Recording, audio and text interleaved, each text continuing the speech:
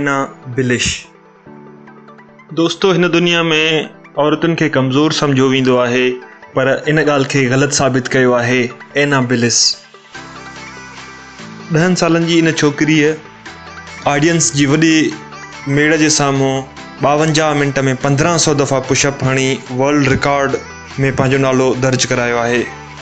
इन खां पोइ 13 सालनि जी एना बिलिश 2 गाॾियुनि खे रसीअ जे वसीले छिकियो, जंहिंजो वज़न लॻभॻि 2 टन हुयो। लेकिन एना तीर अंदाज़ी भी कंदी आहे, पर पंहिंजे हथनि सां न, पर पंहिंजे पेरनि सां। कीअं लॻो न झटको? आइवन स्टालजकोविक। हाणे असां तव्हांखे मिल रहिया आहियूं असली आयरन मैन सां।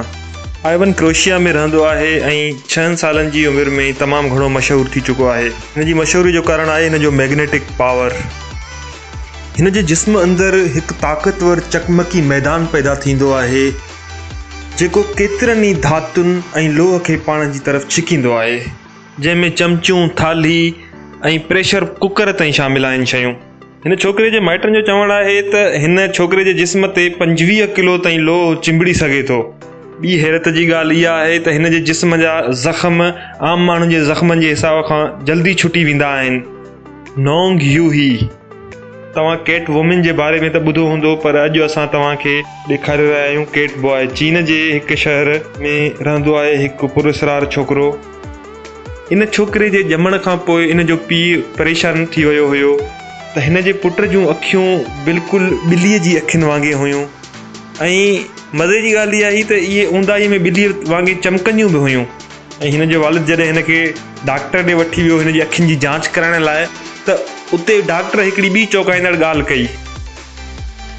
डॉक्टर इहा ॻाल्हि कई त हे ॿार ऊंदाहीअ में ॾिसी ऐं पढ़ी बि सघे थो।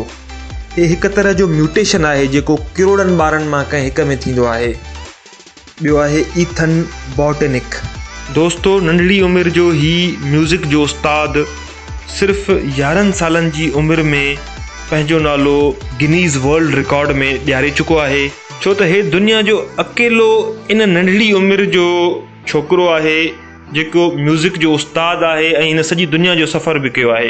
दोस्तो, संगीत सां हिन छोकिरे जे लॻाव जो अंदाज़ो इन ॻाल्हि मां ॼाणे सघिजे थो त 3 सालनि जी उमिरि में हिन पंहिंजे रांदीके पियानो सां केतिरियूं ई धुनियूं ठाहियूं हुयूं, ऐं जॾहिं हू 5 सालनि जो थियो त हू पंहिंजो म्यूज़िक कंपोज़ करणु लॻो, ऐं 11 सालनि जी उमिरि ते पहुचंदे हुन दुनिया जे 28 अलॻि अलॻि शहरनि में म्यूज़िक शो कया।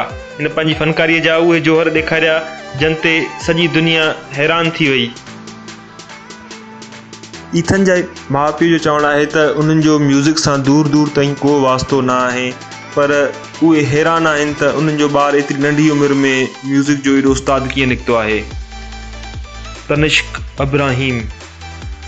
ही 11 सालनि जो अमेरिका जो छोकिरो आहे, जंहिं वटि न सिर्फ़ु यूनिवर्सिटीअ जी डिग्री आहे, पर इलाही कॉम्पिटिशन में हिसो पिणु वरितो आहे।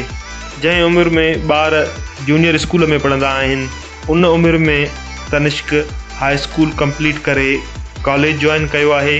ताज़ो ई इन नंढड़े जीनियस 2 सयारनि जो पिणु पतो लॻायो आहे आसमान में। हिन ॿार जो चवणु आहे त मुस्तक़बिल में हू डॉक्टर थी नोबेल इनाम खटणु चाहे थो ऐं अमेरिका जे सदर थियण जो पिणु शौक़ु अथसि।